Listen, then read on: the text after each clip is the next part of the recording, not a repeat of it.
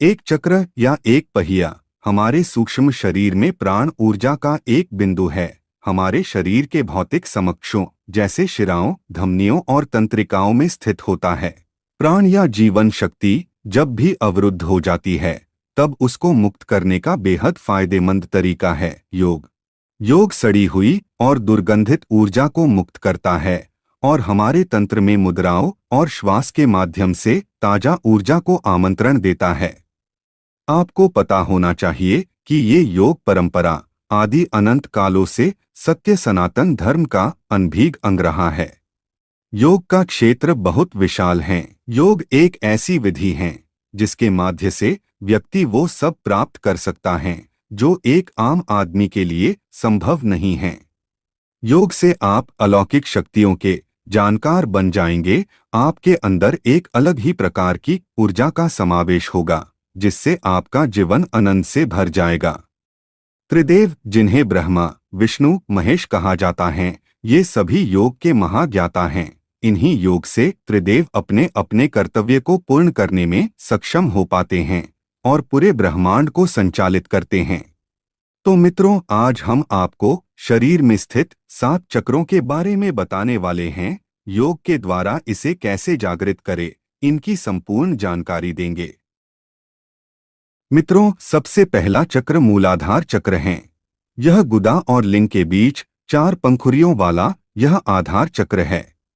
99.9 लोगों की चेतना इसी चक्र पर अटकी रहती है और वे इसी चक्र में रहकर मर जाते हैं। जिनके जीवन में भोग, संभोग और निद्रा की प्रधानता है, उनकी ऊर्जा इसी चक्र के आसपास एकत्रित रहती है। इसका बीज मंत्र लन है। मनुष्य तब तक पशुवत है जब तक कि वह इस चक्र में जी रहा है। इसीलिए भोग, निद्रा और संभोग पर संयम रखते हुए इस चक्र पर लगातार ध्यान लगाने से यह चक्र जागृत होने लगता है। चक्र जगाने की विधि।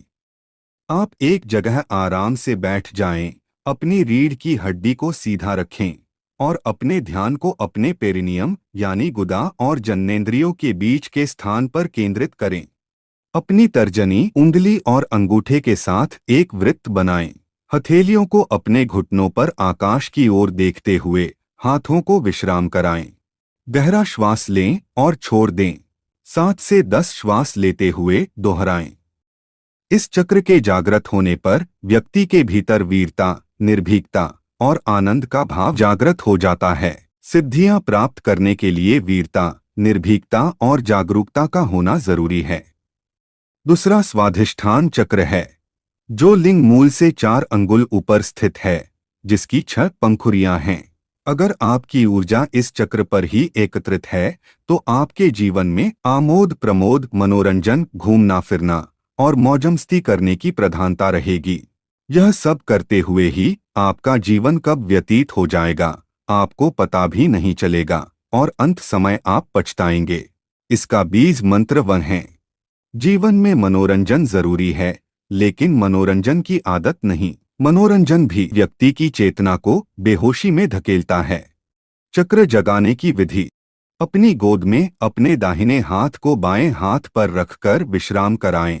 हथेलियां आकाश की ओर रहें। दोनों आराम से बैठ जाएं। अपनी रीढ़ की हड्डी को सीधा रखें और अपने ध्यान को अपनी नाभि के नीचे 1 इंच के क्षेत्र में से लेकर पहली लुम्बर वर्टिब्रा तक केंद्रित करें। अंगूठे हल्के से एक दूसरे से स्पर्श करें। गहरा श्वास लें और छोड़ दें। 7 से 10 श्वास लेते हुए दोहराएं। इसके जागृत होने पर क्रूरता, गर्व, आलस्य, प्रमाद, अवज्ञा, अविश्वास आदि दुर्गुणों का नाश होता है। सिद्धियां प्राप्त करने के लिए जरूरी है कि ये सारे दुर्गुण समाप्त हो, तभी सिद्धियां आपका द्वार खटखटाएंगी। तीसरा मणिपुर चक्र है। नाभि के मूल में स्थित रक्तवर्ण का यह चक्र शरीर के अंतर्गत मणिपुर नामक तीसरा चक्र है, जो 10 दल कमल पंखुड़ियों से युक्त है। जिस व्यक्ति की चेतना या ऊर्जा यहाँ एकत्रित है, उसे काम करने की धुन सी रहती है। ऐसे लोगों को कर्मयोगी कहते हैं। ये लोग दुनिया का हर कार्य करने के लिए तैयार रहते हैं। इसका बीज मंत्र रहें। अपने कार्य को सकारात्मक आयाम देने के लिए इस चक्र पर ध्यान लगाएंगे। चक्र जगाने की विधि। आराम से बैठ जाएं अपनी रीढ़ की हड्डी को सीधा रखें और अपने ध्यान को अपनी नाभि से लेकर सोलर प्लेक्सस और 8वीं थोरेसिक वर्टिब्रा तक केंद्रित करें। अपनी उंगलियों को सीधा रखें, सामने की ओर देखते हुए, एक दूसरे को शीर्ष पर छूती हुई हों। अपने अंगूठों के साथ वी की आकृति बनाएं। दाहिना अंगूठा बाएं अंगूठे को क्रॉस करते हुए रहे। गहरा श्वास लें और छोड़ दें। 7 से 10 श्वास लेते हुए इसे दोहराएं। इसके सक्रिय होने से तृष्णा, ईर्ष्या, चुगली, लज्जा, भय, घृणा, मोह आदि कषाय कल्मश दूर हो जाते हैं। यह चक्र मूल रूप से आत्मशक्ति प्रदान करता है। सिद्धियां प्राप्त करने के लिए आत्मवान होना जरूरी है। आत्मवान होने के लिए यह अनुभव करना जरूरी है कि आप शरीर नहीं, आत्मा हैं। चौथा अनाहत चक्र है। हृदय स्थल में स्थित स्वर्णिम वर्ण का 12 दल कमल की पंखुड़ियों से युक्त 12 स्वर्णाक्षरों से सुशोभित चक्र ही अनाहत चक्र है। अगर आपकी ऊर्जा अनाहत में सक्रिय है तो आप एक सृजनशील व्यक्ति होंगे। हर क्षण आप कुछ न कुछ नया रचने की सोचते हैं। आप चित्रकार, कवि, कहानीकार, इंजीनियर आदि हो सकते हैं। इसका मंत्र यह है: हृदय पर संयम करने और ध्यान लगाने से यह चक्र जागृत होने लगता है। खासकर रात्रि को सोने से पूर्व इस चक्र पर ध्यान लगाने से यह अभ्यास से जागृत होने लगता है और सुषुम्ना इस चक्र को भेद कर ऊपर गमन करने लगती है। चक्र जगाने की विधि: आराम से बैठ जाएं, अपनी रीढ़ की हड्डी को सीधा रखें और अपने ध्यान को अपने हृदय क्षेत्र से लेकर पहली थोरेसिक वर्टिब्रा तक केंद्रित करें। अपनी तर्जनी उंगली और अंगूठे के साथ एक वृत्त बनाएं। अपने बाएं हाथ की हथेली को अपने बाएं घुटने पर विश्राम कराएं। अपने दाहिने हाथ को अपने स्तनों के बीच तक उठाएं। हथेली हल्की सी आपके हृदय की तरफ झुकी रहे। गहरा श्वास लें और छोड़ दें। 7 से 10 श्वास लेते हुए दोहराएं। इसके सक्रिय होने पर लिप्सा, कपट, हिंसा, कुतर्क, चिंता, मोह, दंभ, अविवेक और अहंकार समाप्त होता है। विशुद्ध चक्र कंठ में सरस्वती का स्थान है, जहां विशुद्ध चक्र है और जो 16 पंखुड़ियों वाला है। सामान्य तौर पर यदि आपकी ऊर्जा इस चक्र के आसपास एकत्रित है तो आप अति शक्तिशाली होंगे। इसका मंत्र है: कंठ में संयम करने और ध्यान लगाने से यह चक्र जागृत होने लगता है। चक्र जगाने की विधि: आराम से बैठ जाएं, अपनी रीढ़ की हड्डी को सीधा रखें और अपने ध्यान को गले के आधार क्षेत्र पर से लेकर तीसरी सर्वाइकल वर्टिब्रा तक केंद्रित करें। अपने दोनों अंगूठों को छूते हुए एक वृत्त बनाएं और अपनी उंगलियों को आपस में क्रॉस करें और ढीले कप की आकृति लिए हुए अपने हाथों को अपने गले, सोलर प्लेक्सस के सामने तक उठाएं या अपनी गोद में आराम करने दें। गहरा श्वास लें और छोड़ दें। 7 से 10 श्वास लेते हुए दोहराएं। इसके जागृत होने पर 16 कलाओं और 16 विभूतियों का ज्ञान हो जाता है। इसके जागृत होने से जहां भूख और प्यास को रोका जा सकता है, वहीं मौसम के प्रभाव को भी रोका जा सकता है। छठा अज्ञाचक्र है। दोनों आंखों के बीच भ्रिकुटी में स्थित है। सामान्य तौर पर जिस व्यक्ति की ऊर्जा यहाँ ज्यादा सक्रिय है तो ऐसा व्यक्ति बौद्धिक रूप से संपन्न, संवेदनशील और तेज दिमाग का बन जाता है, लेकिन वह सब कुछ जानने के बावजूद मौन रहता है। इसका मंत्र ऊ है। भ्रिकुटी के मध्य ध्यान लगाते हुए साक्षी भाव में रहने से यह चक्र जागृत होने लगता है। चक्र जगाने की विधि: आराम से बैठ जाएं, अपनी रीढ़ की हड्डी को सीधा रखें और अपने ध्यान को अपनी तीसरी आंख के क्षेत्र पर केंद्रित करें। भौहों के बीच के बिंदु से थोड़ा ऊपर से शुरू होकर पहली सर्वाइकल कशेरुका तक खोपड़ी के आंतरिक भाग को शामिल करते हुए अपने दोनों अंगूठों तथा दोनों तर्जनी उंगलियों के सिरों को आपस में स्पर्श कराते हुए हृदय का आकार बनाएं। अनामिका व कनिष्ठा आपस में उंगलियों के दूसरे पोरों पर स्पर्श करें। मध्यमा उंगलियों से ताज बनाएं।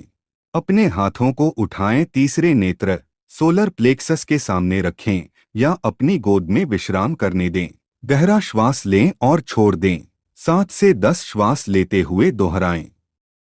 यहाँ अपार शक्तियाँ और सिद्धियाँ निवास करती हैं। इस आज्ञा चक्र का जागरण होने से ये सभी शक्तियाँ जाग पड़ती हैं और व्यक्ति एक सिद्ध पुरुष बन जाता है।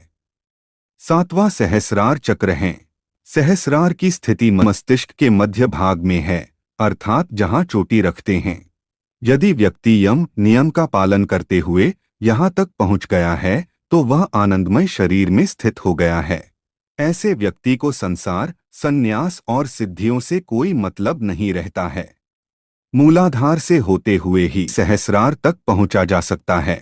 लगातार ध्यान करते रहने से यह चक्र जागृत हो जाता है और व्यक्ति परमहंस के पद को प्राप्त कर लेता है।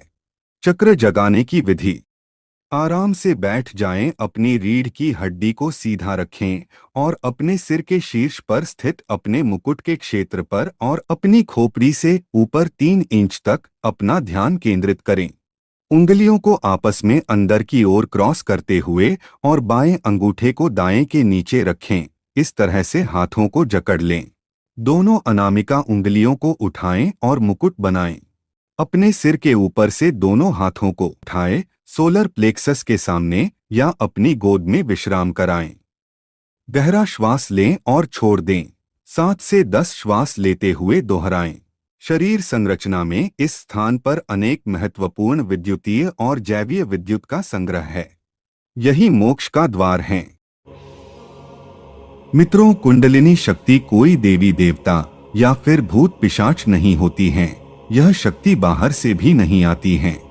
यह शक्ति हमारे संपूर्ण शरीर में समाई हुई समस्त नाड़ियों का सूक्ष्म चेतनात्मक ऊर्जा तत्व है। हमारी प्राण शक्ति का केंद्र कुंडलिनी को अंग्रेजी भाषा में सरपेंट पावर कहते हैं। विज्ञान अभी इसको नहीं मानता, लेकिन कुंडलिनी शक्ति सुषुम्ना नाड़ी में नाभि के निचले हिस्से में सोई हुई अवस्था में रहती है। यह हमारे शरीर में उपस्थित रहकर संपूर्ण शरीर के क्रियाकलापों को संचालित करने वाली ऊर्जा ही कुंडलिनी ऊर्जा है। हमारे शरीर से बाहर संपूर्ण ब्रह्मांड जिस ऊर्जा से गतिमान हो रहा है, चल रहा है, वह ऊर्जा ही कुंडलिनी ऊर्जा है। अर्थात हमारे शरीर के अंदर संपूर्ण क्रियात्मकता का कारण कुंडलिनी ऊर्जा है और संपूर्ण ब्रह्मांड की गतिविधियों का कारण भी कुंडलिनी ऊर्जा ही है। सरल वचनों में कहे तो जो शक्ति ब्रह्मांड में उपस्थित हैं, वो हमारे भीतर हैं। हमारे शरीर के प्रत्येक अंग एवं अवयव में चेतना शक्ति का संचार हो रहा है और प्रत्येक स्थान में चेतन तत्व विद्यमान है। किंतु संपूर्ण शरीर में से मूलाधार चक्र, जहां पर जनन ग्रंथियां हैं, वहां पर हमारे शरीर की सर्वाधिक ऊर्जा संग्रहित होती है। यही केंद्र ऐसा है जहां पर नवजीवन सृजन करने की शक्ति संग्रहित होती है। साधारणतया हमारी मूलाधार चक्र की शक्ति अधोगामी अर्थात बाहर की ओर निकलने के लिए ही होती है, किंतु जब साधक योग साधना का सहारा लेता है तो उसकी वह ऊर्जा ऊर्ध्वगामी होने लगती है। यहाँ पर सबसे बड़ी बात समझने की यह है कि शरीर में विद्यमान वीर्य ऊपर खींचे, ऐसा आवश्यक नहीं है, बल्कि मूलाधार चक्र जो हमारे सूक्ष्म शरीर में विद्यमान है, उसके अंदर जो चेतन तत्व है, उसकी ऊर्जा ऊपर की ओर उठने लगती है। जबकि वीर्य हमारे स्थूल शरीर की वस्तु है, वीर्य का सिर्फ सूक्ष्म चेतना तत्व ही कुंडलिनी शक्ति के द्वारा ग्रहण किया जाता है। कुंडलिनी शक्ति वीर्य की शक्ति नहीं, बल्कि यह प्राण शक्ति है। प्राण अर्थात वायु। हमारे शरीर के अंदर विद्यमान वायु की शक्ति है, किंतु जब प्राण शक्ति पूर्णतया जागृत हो जाती है तो इसके प्रभाव से साधक वीर्य को पूर्णतया स्वाधिष्ठान चक्र से सहस्रार चक्र में प्रवाहित करने में समर्थ निश्चित रूप से हो जाता है। जागृत प्राणवायु के प्रभाव से और ध्यान की ऊर्जा के माध्यम से साधक वीर्य को वाष्प रूप में बदलने में समर्थ हो जाता है। दूसरी बात यह कि कुंडलिनी जागृत हो जाना ही समस्त दिव्य शक्तियों को प्राप्त कर लेने की निश्चित शर्त नहीं है। यह ऊर्जा का प्रवाह है जो मूलाधार चक्र से सहस्रार चक्र तक होने लगता है। इससे सिर्फ इतना सा कहा जा सकता है कि साधक अब उस परब्रह्म परमात्मा से संपर्क साध सकता है। इसके आगे आप जो जो साधना को बढ़ाते हैं, वैसे वैसे संपूर्ण ब्रह्मांड में आपकी साधना की ऊर्जा प्रसारित होने लगती है और जो परिणाम आप साधना से लेना चाहते हैं, वैसी स्थितियां एवं परिस्थितियां उत्पन्न होने लगती है। कुंडलिनी शक्ति का कार्य क्या है, इसे विस्तार से जानते हैं। मित्रों, कुंडलिनी ही वह ऊर्जा है, इससे सभी नाड़ियों का संचालन होता है। योग में मानव शरीर के भीतर 7 चक्रों का वर्णन किया गया है। कुंडलिनी को जब ध्यान के द्वारा जागृत किया जाता है, तब यही शक्ति जागृत होकर मस्तिष्क की ओर बढ़ते हुए शरीर के सभी चक्रों को क्रियाशील करती है। योग अभ्यास से सुप्त कुंडलिनी को जागृत कर इसे सुषुम्ना में स्थित चक्रों का भेदन कराते हुए सहस्रार तक ले जाया जाता है। यह कुंडलिनी ही हमारे शरीर, भाव और विचार को प्रभावित करती है। ये 7 चक्र इस प्रकार हैं: मूलाधार, स्वाधिष्ठान, मणिपुर, अनाहत, विशुद्धि, आज्ञा और सहस्रार। नाड़ी और चक्रों का संबंध। मित्रों, नाड़ियां इड़ा, पिंगला और सुषुम्ना नाड़ियों को शुद्ध करने के लिए सभी तरह के प्राणायाम का अभ्यास करना चाहिए। इनके शुद्ध होने से शरीर में स्थित 72,000 नाड़ियां भी शुद्ध होने लगती हैं। सुषुम्ना नाड़ी मूलाधार से आरंभ होकर यह सिर के सर्वोच्च स्थान पर अवस्थित सहस्रार तक आती है। सभी चक्र सुषुम्ना नाड़ी में ही विद्यमान हैं। यह चक्र नाड़ियों से बना एक सेप रहता है। इड़ा को गंगा, पिंगला को यमुना और सुषुम्ना को सरस्वती कहा गया है। इन 3 नाड़ियों का पहला मिलन केंद्र मूलाधार कहलाता है। यह नाड़ियां एक दूसरे से यहीं पर मिलती है, इसलिए मूलाधार को मुक्त त्रिवेणी और आज्ञा चक्र को युक्त त्रिवेणी कहा गया है। चक्र क्या है? मित्रों, मेरुरज्जु में प्राणों के प्रवाह के लिए सूक्ष्म नाड़ी है, जिसे सुषुम्ना कहा गया है। इसमें अनेक केंद्र हैं, जिसे चक्र अथवा पदम कहा जाता है। कई नाड़ियों के एक स्थान पर मिलने से इन चक्रों अथवा केंद्रों का निर्माण होता है। कुंडलिनी जब चक्रों का भेदन करती है तो उसमें शक्ति का संचार हो उठता है। वहां पर एक सूक्ष्म प्रकाश उत्पन्न होती है, मानो जैसे कमल पुष्प प्रस्फुटित हो गया और उस चक्र की गुप्त शक्तियां प्रकट हो जाती हैं। कुंडलिनी शक्ति के लाभ। मित्रों, कुंडलिनी योग ऐसी योग क्रिया है जिसमें व्यक्ति अपने भीतर मौजूद कुंडलिनी शक्ति को जगा दिव्य शक्ति को प्राप्त कर सकता है। कुंडलिनी के साथ 7 चक्रों का जागरण होने से मनुष्य को शक्ति और सिद्धि का ज्ञान होता है। वह भूत और भविष्य का जानकार बन जाता है। वह शरीर में बाहर निकलकर कहीं भी भ्रमण कर सकता है। वह अपनी सकारात्मक शक्ति के द्वारा किसी के भी दुख दर्द दूर करने में सक्षम होता है। कुंडलिनी जागरण के नियम। मित्रों, इसके लिए सर्वप्रथम स्वयं को शुद्ध और पवित्र करें। शुद्धता और पवित्रता आहार और व्यवहार से आती है। आहार अर्थात सात्विक और सुपाच्य भोजन तथा उपवास और व्यवहार अर्थात अपने आचरण को शुद्ध रखते हुए सत्य बोलना और सभी से विनम्रता पूर्वक मिलना। दूसरी बात, स्वयं की दिनचर्या में सुधार करते हुए जल्दी उठना और जल्दी सोना। प्रातः और संध्या को संध्या वंदन करते हुए नियमित रूप से प्राणायाम, धारणा और ध्यान का अभ्यास करना। तीसरी बात, कुंडलिनी जागरण के लिए कुंडलिनी प्राणायाम अत्यंत प्रभावशाली सिद्ध होते हैं। अपने मन और मस्तिष्क को नियंत्रण में रखकर कुंडलिनी योग का लगातार अभ्यास किया जाए तो 6 से 12 माह में कुंडलिनी जागरण होने लगती है। मित्रों, मूलाधार चक्र ऊर्जा शरीर की बुनियाद है। आजकल लोग सोचते हैं कि मूलाधार सबसे निचला चक्र है, इसलिए उसकी इतनी अहमियत नहीं है। लेकिन ऐसा बिल्कुल नहीं है, क्योंकि जिस तरह किसी घर का अगर बुनियाद मजबूत नहीं है तो आप उस पर अधिक मंजिल को खड़ा नहीं करते हैं और भूकंप आने पर यह डगमगा सकता है। इसी प्रकार शरीर के अन्य 6 चक्रों का बुनियाद मूलाधार चक्र को माना गया है, क्योंकि यह 6 चक्र एक के ऊपर एक मंजिल का निर्माण करते हैं। जो भी यह सोचता है कि बुनियाद पर ध्यान देने की जरूरत नहीं है, वह दरअसल भ्रम में है। जब हम योग करते हैं तो हम किसी और चीज से अधिक मूलाधार पर ध्यान देते हैं, क्योंकि अगर आपने इसे सुदृढ़ और स्थिर कर लिया तो बाकियों का निर्माण आसान हो जाता है। मित्रों, मूलाधार 2 शब्दों से मिलकर बना है, मूल प्लस आधार। जहां पर मूल का अर्थ होता है जड़ और आधार का अर्थ होता है नींव। मनुष्य शरीर का निर्माण उसकी मां के गर्भ से होता है, तो उसकी जड़ें वही से होती है और उसका आधार भी वही है। आपको पता ही होगा कि शिशु के मनुष्य रूप में आकार लेने से पहले वो मात्र एक मांस का गोला होता है। धीरे धीरे वो मनुष्य शरीर धारण करता है। मूलाधार चक्र का स्थान। यह चक्र मेरुदंड की अंतिम हड्डी या गुदाद्वार के मुख्य के पास स्थित होता है, या यूं कहे कि ये मनुष्य के रीढ़ की हड्डी के बिल्कुल नीचे स्थित होता है, जिसके कारण इसे जड़ चक्र के नाम से भी जाना जाता है। यह मानव चक्रों में सबसे पहला चक्र है और इसका भौतिक शरीर के साथ एक अभिन्न संबंध है। मूलाधार चक्र अनुत्रिक के आधार में स्थित है। यह मानव चक्रों में सबसे पहला है। मूलाधार चक्र पशु और मानव चेतना के मध्य सीमा निर्धारित करता है। इसका संबंध अचेतन मन से है, जहां पिछले जीवनों के कर्म और अनुभव संग्रहित होते हैं। इस चक्र की दो संभावनाएं हैं। इसकी पहली प्राकृतिक संभावना है संभोग की और दूसरी संभावना है ब्रह्मचर्य की, जो ध्यान से प्राप्य है।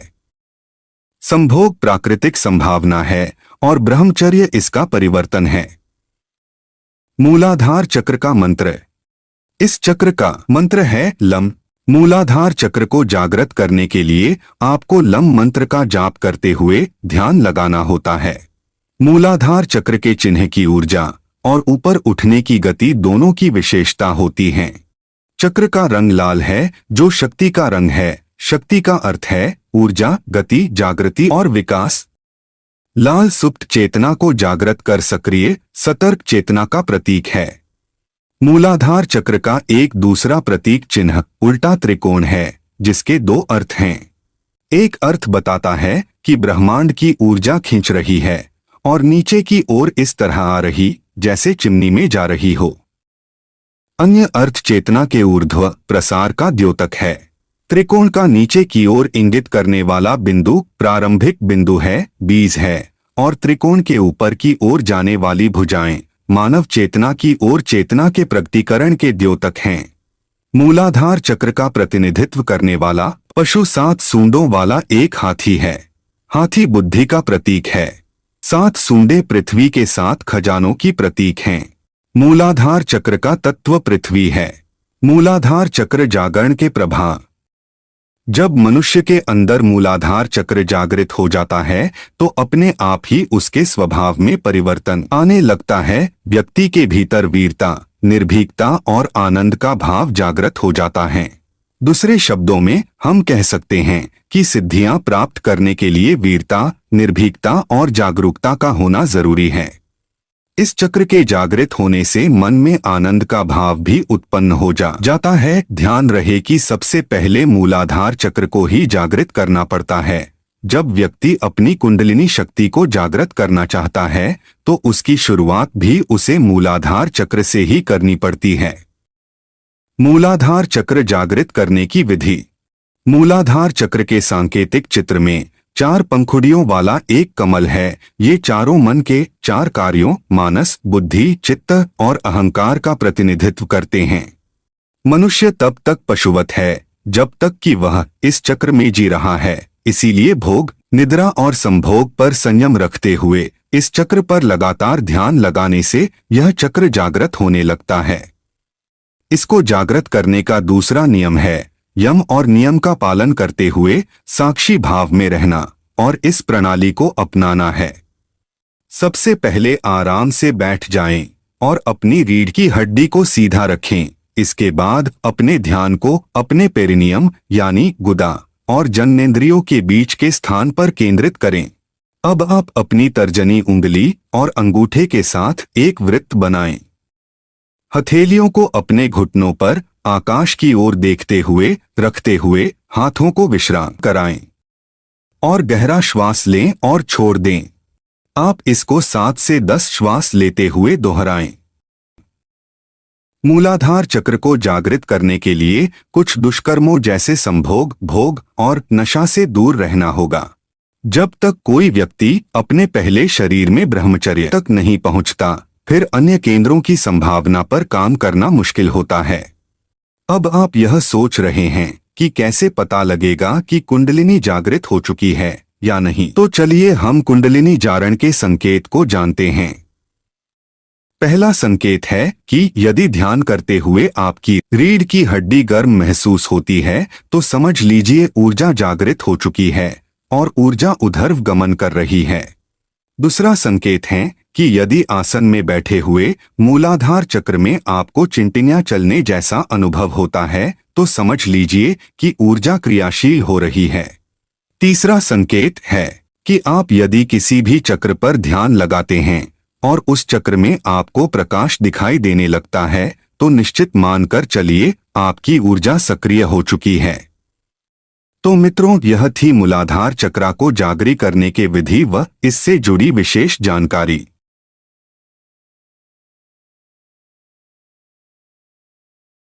कुंडलिनी शक्ति, दिव्य शक्ति, प्राण ऊर्जा, ब्रह्म ऊर्जा क्या है, इनका जागरण कैसे करें? मित्रों, लोग कुंडलिनी शक्ति को लेकर काफी उत्सुक और जिज्ञासु होते जा रहे हैं। इस बारे में लोगों के दिमाग में आने वाले सामान्य से प्रश्न यह है कि कुंडलिनी शक्ति, दिव्य शक्ति, प्राण ऊर्जा, ब्रह्म ऊर्जा क्या है और इनका जागरण कैसे किया जा सकता है। आज हम आपको कुंडली योग से संबंधित कुछ विशेष तथ्य को बताने वाले हैं। दोस्तों, हर व्यक्ति अपनी आंतरिक शक्तियों के बारे में जानना चाहता है और यदि ये पता चल जाए कि हमारे अंदर ही शक्तियों का खजाना छिपा हुआ है तो फिर उसके उपयोग की इच्छा पैदा होना स्वाभाविक ही है। हम सबने कुंडलिनी शक्ति के बारे में सुन रखा है। ये शक्ति हम सबके अंदर है। ये शक्ति कली के रूप में, बीज के रूप में हम सबके मूल आधार में मौजूद है। काम और क्रोध के वक्त ऊर्जा का जो प्रवाह हम देखते हैं वो इसी शक्ति के रूप हैं। प्राचीन समय में संस्कृत ग्रंथों में इस ऊर्जा का विस्तार से वर्णन मिलता है। क्योंकि विषय गूढ़, रहस्यमय और दुरूह मालूम पड़ता है, इसलिए आम इंसान की पहुंच से यह विद्या हमेशा दूर रही है। जो संस्कृत के जानकार थे उन्होंने इस विद्या के बारे में सहज रूप से जानकारी हासिल की, उसका उपयोग किया और विश्व को चमत्कृत भी किया। अब सवाल यह उठता है कि क्या यह ऊर्जा आम इंसान के काम भी आ सकती है? क्या आम आदमी इस ऊर्जा का उपयोग कर अपनी सामान्य जिंदगी में कुछ बदलाव ला सकता है? और क्या भागदौड़ भरी जिंदगी में सहज रूप से इस शक्ति को जागृत किया जा सकता है? पहली बात तो यह कि कुंडलिनी सुप्त अवस्था में नहीं है बल्कि प्रसुप्त अवस्था में है। हमारी रीढ़ की हड्डी के नीचे और हमारे काम केंद्र के ठीक पीछे मौजूद है। जैसे एक छोटे से गोले में परमाणु ऊर्जा मौजूद रहती है लेकिन उसका आभास नहीं होता, उस बम में विस्फोट कर दिया जाए तो वह विध्वंस कर सकता है। उसी परमाणु ऊर्जा को हम बिजली बनाने में भी उपयोग कर सकते हैं। वही ऊर्जा सूर्य में संलयन के जरिए पूरी गैलेक्सी को प्रकाशमान करती है। इसी तरह हमारे अंदर मौजूद कुंडलिनी शक्ति एक तरह की अणु ऊर्जा ही है जिसका विस्फोट कर उसे आत्म शक्ति के जागरण में उपयोग किया जा सकता है। इस ऊर्जा के प्रवाह के द्वार को विस्फोट के जरिए बिना किसी मकसद के बड़ा कर दिया जाए तो ये विध्वंस भी कर सकती है। अब बात यह है कि कुंडलिनी शक्ति को कैसे जागृत कर सकते हैं? क्या तंत्र और योग द्वारा इसे जगाया जा सकता है? मित्रों, कुंडलिनी शक्ति के उत्थान की योग और तंत्र में जो विधियां दी गई है वो पूरी तरह अलग अलग है। अज्ञानी दोनों को जोड़कर प्रस्तुत कर भ्रम पैदा कर देते हैं। वस्तुतः कुंडलिनी शक्ति काम ऊर्जा को ऊर्ध्वगामी करना है। योग में काम ऊर्जा की दिशा बदलकर यम, नियम, ध्यान, धारणा, प्रत्याहार, आसन, प्राणायाम और समाधि के योग के जरिए ऊर्ध्वगामी किया जाता है। वही तंत्र में काम क्रिया में वलय बनाकर उसे अलग अलग विधियों के जरिए ऊर्ध्वगामी किया जाता है। शक्तिपात यानी किसी गुरु द्वारा कुंडलिनी जागरण फिल्म के ट्रेलर की तरह है, पूरी फिल्म नहीं है। यह कुंडलिनी शक्ति की एक झलक मात्र है जो कुछ दिनों तक तो अस्तित्व में रहती है, लेकिन यदि साधक लगातार योग अथवा तांत्रिक क्रियाओं का प्रयोग न करें शक्तिपात द्वारा हासिल की गई कुंडलिनी शक्ति एक झलक बनकर रह जाती है, जो फिर बाद में दिखाई नहीं देती, गायब हो जाती है। सरपेंट पावर को मूलाधार से सहस्त्रार तक पहुंचाने के लिए योग विद्या एक स्वीकार्य माध्यम है। मित्रों, शक्तियां और सिद्धियां प्राप्त करना बिना किसी मकसद के बेमानी है। यदि हमने ठान ही लिया है कि हमें अपनी आंतरिक सहज ऊर्जा का रूपांतरण कर आध्यात्म के शिखर पर पहुंचना है, तो शॉर्टकट का विचार त्याग दें। इसके लिए खुद को लंबी यौगिक साधना के लिए तैयार कर लें। सबसे पहले ज्ञान योग, जिसे सांख्य योग भी कहा जाता है, इसके जरिए आत्मिक ज्ञान प्राप्त करें। इसके बाद आसनों द्वारा अपने शरीर को असीम ऊर्जा के प्रवाह को समायोजित करने के लिए तैयार कर लें। इसे इस तरह समझें जैसे एक कमजोर घोड़े पर 2-3 लोगों की सवारी, जैसे एक साधारण व्यक्ति को सेना में भर्ती कर बिना प्रशिक्षण दिए युद्ध भूमि भेज देना। हमारी शारीरिक और मानसिक क्षमता के अनुसार प्राण ऊर्जा पहले से ही मिल रही है, इससे ज्यादा क्यों चाहिए? इसका जवाब खोजिए, फिर आगे बढ़िए। ज्ञान योग के बाद भक्ति, लय, नाद, सहज, समाधि, राज योग की विधियों के प्रयोग से आप कुंडलिनी जागृत कर सकते हैं। इन यौगिक क्रियाओं में कुंडली जागरण के कुछ विशेष अभ्यास हैं। ये पूरा विज्ञान है जिसमें एक एक चरण का महत्व है। हर अभ्यास को स्टेप बाय स्टेप करना होता है। हर चरण में कुछ विशेष अनुभव प्राप्त होते हैं, जिन्हें कई बार कुंडलिनी जागरण समझ लिया जाता है, लेकिन वो सिर्फ झलक मात्र होती है। संपूर्ण कुंडलिनी जागरण सिर्फ योग के एक भेद से संभव नहीं है। इसके लिए समग्र साधना की आवश्यकता है। यह तो दर्शन का परम विज्ञान है, यह दिव्य शक्ति है, यह ब्रह्मा शक्ति है, यह परम ऊर्जा है, यह ब्रह्मा शक्ति है, यही प्राण ऊर्जा है। यह ज्ञान खुद की इच्छा से, खुद की कोशिशों से ही हासिल किया जा सकता है। गुरु सिर्फ रास्ता दिखा सकता है।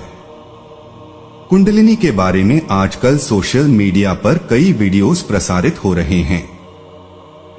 हालांकि विज्ञान को ये शक्ति दिखाई नहीं देती। ऐसा क्यों? मित्रों, कुंडलिनी शक्ति को एक त्रिकोणाकार चक्र आकृति के रूप में देखा और जाना गया है। भारतीय योग, अध्यात्म और तंत्र में जिन नाड़ियों का वर्णन किया गया है, वे सूक्ष्म शरीर के स्ट्रक्चर हैं। फिजिकल बॉडी में इस प्रकार का कोई भी स्ट्रक्चर दिखाई नहीं देगी। भारतीय अध्यात्म विज्ञान बहुत सूक्ष्म एनर्जी वेव्स का साइंस है। सामान्य तौर पर यह ऊर्जा अधोगामी यानी नीचे की तरफ बहती है, लेकिन यदि इस ऊर्जा अपनी मानसिक, आध्यात्मिक और योग शक्तियों से खींचा जाए, तो फिर यह मूलाधार चक्र, फिर रीढ़ की हड्डी में स्थित चक्रों को प्रकाशित करते हुए सहस्त्रार तक पहुंच जाती है। इसे ब्रह्मा क्षेत्र भी कहा जाता है। यही कुंडलिनी योग है। यह एक गोपनीय साधना है। इस शक्ति का जागरण मानसिक और शारीरिक श्रम से होता है। सिर्फ विधियों यानी प्रैक्टिस से कुंडलिनी जागृत नहीं हो सकती। इसके साथ मन की पवित्रता, सात्विक विचार, शरीर की प्योरिटी, योग और प्राणायाम के कुछ विशेष अभ्यास के साथ कुछ बंगों का प्रयोग जरूरी है। ये साधना की लंबी और गूढ़ प्रक्रिया है, जिससे पूरी तरह जाने बिना कई लोग महायोगी और तांत्रिक के रूप में इस परम साधना की व्याख्या कर रहे हैं। YouTube पर इस ऊर्जा को जागृत करने की विधियां बताने वाले कई ज्ञानी दिखाई दे जाते हैं, लेकिन इतने ज्यादा वीडियोस देखकर भी भ्रम पैदा हो जाता है। योग में काम साधना और तंत्र में सेंस ऑर्गन्स के निग्रह का वर्णन करने वाले ज्ञानियों से बचें। हिंदू धर्म में योग और तंत्र दर्शन के अनुसार मानव शरीर में मानसिक चक्र मौजूद हैं। ऐसा माना जाता है कि 7 प्रमुख चक्र हैं, जो अक्षीय चैनल के साथ लंबवत व्यवस्थित हैं। वे मूलाधार से शुरू होकर सहस्रार तक जाते हैं। इनमें से प्रत्येक चक्र की अध्यक्षता 6 योगिनियों द्वारा की जाती है। इन 6 योगिनियों में से लाकिनी वह योगिनी या देवी है जो मणिपुर चक्र की अध्यक्षता करती है। उन्हें सभी की उपकारी के रूप में जाना जाता है। मित्रों, देवी लाकिनी के स्वरूप को समझाने से पहले हम आपको मणिपुर चक्र के बारे में थोड़ा विस्तार से बता दे कि यह क्या है। मित्रों, मानव शरीर में 7 चक्र होते हैं। मणिपुर चक्र तंत्र और योग साधना की चक्र संकल्पना का तीसरा चक्र है। मणि का अर्थ है गहना और पुर का अर्थ है स्थान। यह नाभि के पीछे स्थित होता है। इसका आधार तत्व अग्नि होने के कारण इसे अग्नि या सूर्य केंद्र भी कहते हैं। मणिपुर चक्र को 10 पंखुड़ियों के रूप में दिखाया गया है, जिसमें 10 संस्कृत अक्षर अंकित हैं। मध्य में 20 ध्वनि रम है। अग्नि तत्व के तत्व को एक लाल त्रिकोण के रूप में दिखाया गया है। मणिपुर या सौर जाल या नाभि चक्र पीले रंग के साथ 10 पंखुड़ियों वाले नीचे की ओर इशारा करते हुए त्रिकोण का प्रतीक है। 20 शब्दांश रम है। लाकिनी शक्ति के रूप में या इस चक्र के पीछे की शक्ति के रूप में इस चक्र के भौतिक तत्व के लिए उपयुक्त देवता अग्नि है। जब हमारी चेतना मणिपुर चक्र में पहुंच जाती है, तब हम स्वाधिष्ठान के निषेधात्मक पक्षों पर विजय प्राप्त कर लेते हैं। मणिपुर चक्र में अनेक बहुमूल्य मणियां हैं, जैसे स्पष्टता, आत्मविश्वास, आनंद, आत्म भरोसा, ज्ञान, बुद्धि और सही निर्णय लेने की योग्यता जैसे गुण। मणिपुर चक्र का रंग पीला है। मणिपुर का प्रतिनिधित्व करने वाला पशु मेढ़ा है। इसका अनुरूप तत्व अग्नि है, इसलिए यह अग्नि या सूर्य केंद्र के नाम से भी जाना जाता है। शरीर में अग्नि तत्व सौर मंडल में गर्मी के समान ही प्रकट होता है। मणिपुर चक्र स्फूर्ति का केंद्र है। यह हमारे स्वास्थ्य को सुदृढ़ और पुष्ट करने के लिए हमारी ऊर्जा नियंत्रित करता है। इस चक्र का प्रभाव एक चुंबक की भांति होता है, जो ब्रह्मांड से प्राण को अपनी ओर आकर्षित करता है। मणिपुर चक्र के सक्रिय होने से मनुष्य नकारात्मक ऊर्जाओं से मुक्त होता है और उसकी स्फूर्ति में शुद्धता और शक्ति आती है। इस चक्र के देवता विष्णु और लक्ष्मी हैं। भगवान विष्णु उदीयमान मानव चेतना के प्रतीक हैं, जिनमें पशु चारित्रता बिल्कुल नहीं है। देवी लक्ष्मी प्रतीक है भौतिक और आध्यात्मिक समृद्धि की, जो भगवान की कृपा और आशीर्वाद से फलती फूलती है। पाचक अग्नि के स्थान के रूप में यह चक्र अग्न्याशय और पाचक अवयवों की प्रक्रिया को विनियमित करता है। इस केंद्र में अवरोध कई स्वास्थ्य समस्याओं का कारण बन सकते हैं, जैसे पाचन में खराबियां, परिसंचारी रोग, मधुमेह और रक्तचाप में उतार चढ़ाव। तथापि एक दृढ़ और सक्रिय मणिपुर चक्र अच्छे स्वास्थ्य में बहुत सहायक होता है और बहुत सी बीमारियों को रोकने में हमारी मदद करता है। जब इस चक्र की ऊर्जा निर्बाध प्रवाहित होती है, तो प्रभाव एक शक्तिपुंज के समान निरंतर स्फूर्ति प्रदान करने वाला होता है। शारीरिक रूप से मणिपुर पाचन को नियंत्रित करता है। मानसिक रूप से यह व्यक्तिगत शक्ति को नियंत्रित करता है। भावनात्मक रूप से यह विस्तार को नियंत्रित करता है और आध्यात्मिक रूप से विकास के सभी मामलों को नियंत्रित करता है। अब आइए आपको लाकिनी देवी के बारे में बताते हैं। मित्रों, वह 4 भुजाओं वाली दीप्तिमान शरीर वाली गहरे रंग की है, पीले वस्त्र पहने हुए है और विभिन्न आभूषणों से सुसज्जित है और अमृत पीने से अतिरंजित है, अर्थात वह सहस्रार से टपकने वाले अमृत को पीती है और अतिरंजित है दिव्य ऊर्जा जो उसे प्रभावित करती है। अपने 4 हाथों में से एक में वह वज्र रखती है, अपने दूसरे हाथ में वह तीर रखती है, जो काम के देवता काम के धनुष से दूसरे चक्र में छोड़ा गया है। उनके तीसरे हाथ में अग्नि है, चौथे हाथ से लाकिनी शक्ति वरदान देने और भय दूर करने की मुद्रा बनाती है। इस कमल की परिधि में एक लाल कमल पर शक्ति लाकिनी है। वह नीली है, उसके 3 चेहरे हैं और प्रत्येक में 3 आंखें हैं। वह 4 भुजाओं वाली है और अपने हाथों से वज्र और शक्ति हथियार रखती है और भय को दूर करने और वरदान देने के संकेत देती है। उसके दांत भयंकर उभरे हुए हैं और वह चावल और दाल को पकाकर मांस और खून के साथ मिलाकर खाने की शौकीन है। मणिपुर चक्र के बारे में एक विवरण में देवी लाकिनी भगवान रुद्र की पत्नी है। मणिपुर चक्र का बीज मंत्र रम अक्षर है, इस मंत्र के ऊपर बिंदु या बिंदु के भीतर देवता रुद्र का वास है, जो लाल या सफेद रंग के 3 आंखों वाले, प्राचीन पहलू वाले, चांदी की दाढ़ी वाले और सफेद राख से सने हुए हैं। वह वरदान देने और भय दूर करने के संकेत करते हैं। वह या तो बाघ की खाल पर बैठा है या बैल पर, और उनकी शक्ति देवी लाकिनी है। उसका रंग काला या गहरा नीला सिंदूरी है, 3 चेहरे, प्रत्येक की 3 आंखें, चतुर्भुज है, हाथ में वज्र है, कामदेव के धनुष से छोड़ा गया बाण है, आग है और वरदान देने तथा भय को दूर करने का इशारा करती है। वह लाल कमल पर विराजमान है। यह मणिपुर चक्र में स्थित है। मणिपुर चक्र नाभि की जड़ में रीढ़ की हड्डी के मध्य स्थित होता है।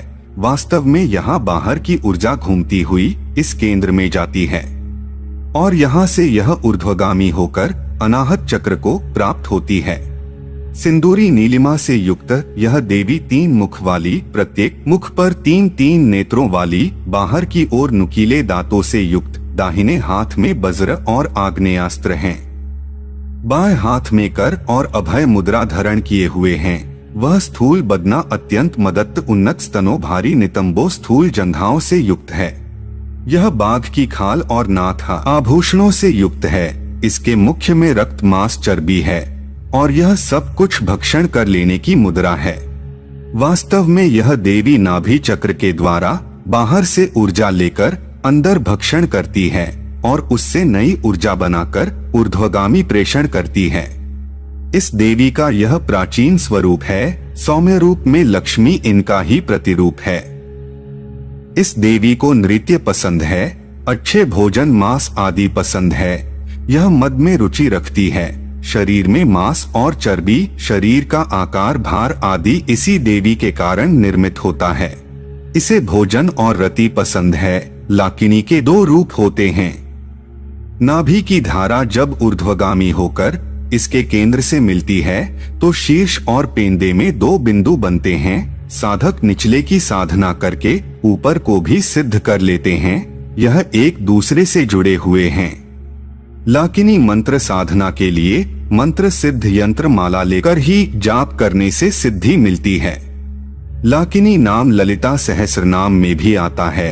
नाम 503 में लाकिन्यांभा स्वरूपिणी है, जिसका अर्थ है कि त्रिपुरा सुंदरी मणिपुर चक्र में लाकिनी के रूप में दिखाई देती है। मित्रों, अगर आपके जीवन में कोई लक्ष्य नहीं है और आप अपने जीवन के लक्ष्य खोजना चाहते हैं तो आपको अपना स्वाधिष्ठान चक्र जागृत करना पड़ेगा। इसके अलावा अगर आपको sexual organ, liver, kidney, pancreas, adrenal ग्रंथि, रीढ़ की हड्डी का मध्य हिस्सा आदि में कोई भी परेशानी है तो इसका मतलब है कि आपका स्वाधिष्ठान चक्र जागृत नहीं है। इस वीडियो में मैं आपको उन तरीकों के बारे में बताएंगे जिनसे आप कुछ दिनों में ही अपने स्वाधिष्ठान चक्र को जागृत कर पाएंगे। तो चलिए वीडियो को शुरू करते हैं।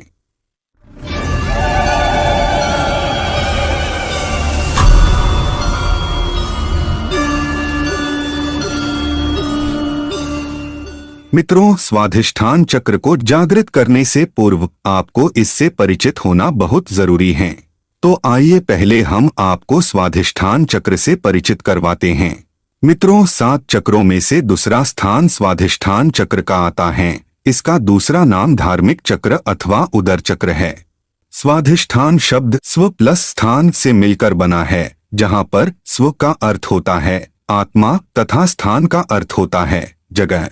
मूलाधार के चक्र के बाद इसी चक्र पर ध्यान केंद्रित करना होता है। इस चक्र का रंग ऑरेंज यानी नारंगी है। इसकी आकृति 6 पंखुड़ियों वाला कमल के फूल जैसी दिखाई देती हैं। ये पंखुड़ियां 6 मनोविकारों क्रोध, घृणा, वैमनस्य, क्रूरता, अभिलाषा और गर्व के संकेतक हैं, जिन पर साधक को विजय पाना होता है। यह कमल 6 पंखुड़ियों वाला और 6 योग नाड़ियों का मिलन स्थान है। यहाँ 6 ध्वनियां निकलती रहती हैं। सिर्फ इतना ही नहीं, बल्कि आपको यह भी जान लेना चाहिए कि इस चक्र का प्रभाव प्रजनन, कुटुंब, कल्पना आदि से है। ये व्यक्ति के विकास में बाधक 6 गुणों आलस्य, भय, संदेह, प्रतिशोध, ईर्ष्या और लोभ के भी संकेतक हैं। स्वाधिष्ठान चक्र का मंत्र वम है। स्वाधिष्ठान चक्र का प्रतीक पशु मगरमच्छ है। यह सुस्ती, भावहीनता और खतरे का प्रतीक है जो इस चक्र में छिपे हैं। इस चक्र का अनुरूप तत्व जल है। यह भी छुपे हुए खतरे का प्रतीक है। इस चक्र का देवता ब्रह्मा और सरस्वती हैं। इस चक्र का स्थान नाभि के ठीक 2 इंच नीचे त्रिकास्थि के निचले छोर में स्थित होता है। हमारे शरीर के अंदर sexual organ, liver, kidney, pancreas, adrenal ग्रंथि, रीढ़ की हड्डी का मध्य हिस्सा आदि इस सभी का जुड़वा स्वाधिष्ठान चक्र से होता है। अब जानते हैं कि स्वाधिष्ठान चक्र जागृत होने पर क्या क्या लाभ मिलता है।